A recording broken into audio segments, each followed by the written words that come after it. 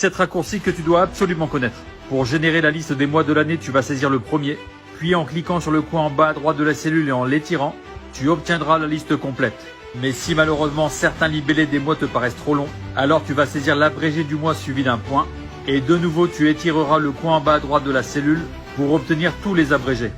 Pour éviter des largeurs de colonnes différentes, par exemple ici 4 pixels pour la colonne C, ou 6 pixels 67 pour la colonne E, ou encore 3,67 pixels pour la colonne I, tu cliques sur l'entête de colonne à dupliquer et à l'aide d'un CTRL-C tu la copies, tu sélectionnes la liste des colonnes que tu souhaites modifier, et après CTRL-ALT-V dans la fenêtre de collage spécial, après avoir sélectionné l'option largeur de colonne, l'ensemble des colonnes seront identiques. Pour la quatrième astuce, si tu souhaites dupliquer le format sur d'autres cellules, tu vas sélectionner le coin en bas à droite et tu vas étirer. Et si la série des cellules n'est pas une suite, tu sélectionneras l'option ne recopier que la mise en forme.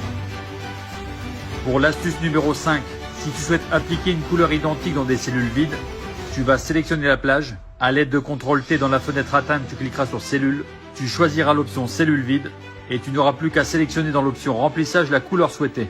A l'inverse, pour l'astuce numéro 6, si tu souhaites dans les cellules vides supprimer la couleur de remplissage et saisir un texte à la place, alors je te demande d'oublier tout de suite la méthode manuelle.